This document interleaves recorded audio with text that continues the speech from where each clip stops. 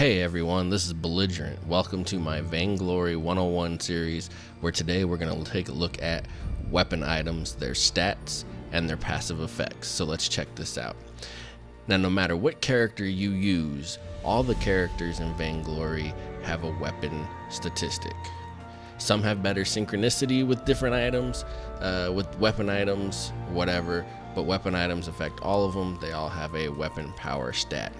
Let me bring in my man Finn here to help me tell you more about this.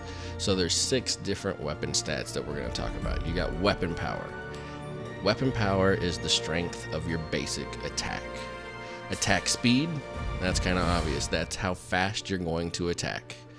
Weapon life steal will give you a certain percentage of the damage that you cause back to restore your health. Then we have critical hit, which is usually accompanied by a critical chance. Okay, so a critical hit in the game is 50% stronger than your basic attack. Okay, so you want those critical hits. Now, critical chance will increase how often you have a critical hit. Now, all characters start with a 0% chance of a critical hit. Some have perks that bump that up, but inherently everybody has 0. Now we have armor pierce. That's going to affect how much of the opponent's armor your attack will ignore. And then armor shred. Armor shred removes a certain percentage of your opponent's armor before calculating the damage that's done. And here's the thing about armor shred. Armor shred is a benefit for your entire team, as where armor pierce is just for you. Now, of these 6 stats, there's only 2 that are universal to all characters, and that's weapon power and attack speed. Okay, all the rest have to be built through items or abilities or hero perks. Let's take a look at Finn, for example.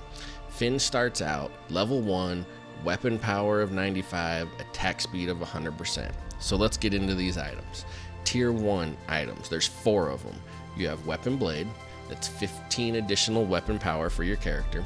Swift shooter, 20% attack speed bump for your character. Now we got the Book of Eulogies. It's only 5 weapon power, and you're thinking, what the hell, just 5 weapon power? But this item has a passive. You're going to see many items with passives, and passives is an additional effect that the item gives you. You don't have to activate it or nothing. Some items have active effects. This is a passive effect. You don't have to do anything, okay? So this passive restores 30 health whenever you kill a minion monster. Now, you have to kill the monster. That means you have to get the last hit in order to get that effect.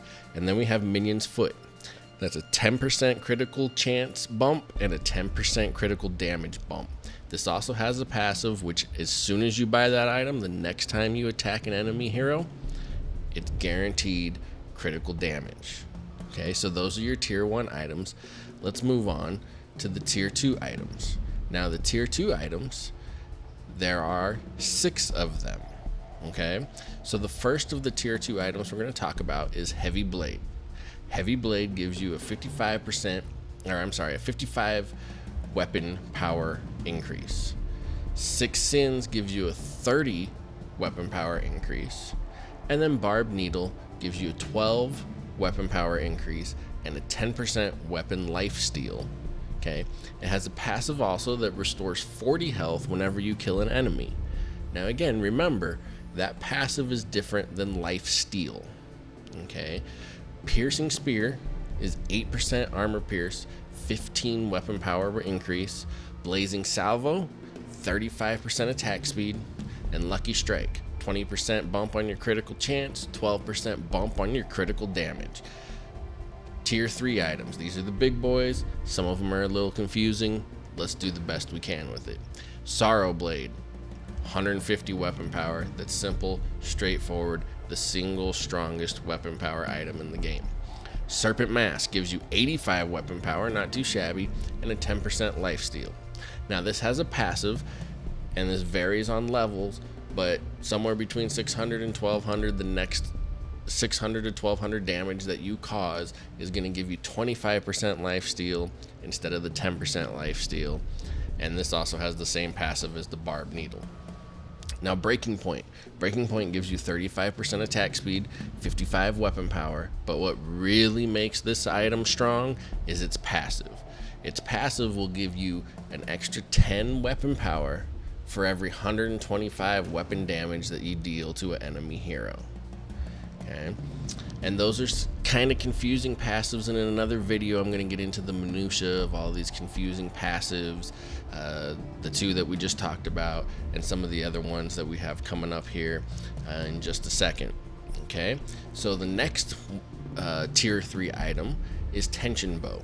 Tension Bow gives you a 10% critical chance and a 10% critical damage. But I believe this item is purchased more for its passive. Its passive is every 6 seconds, your next basic attack is going to deal an additional 180 bonus damage. That's more than the bump you get from Sorrow Blade, okay? But it only happens every 6 seconds. Then we got Bone Saw, which is 15 weapon power, 50% attack speed.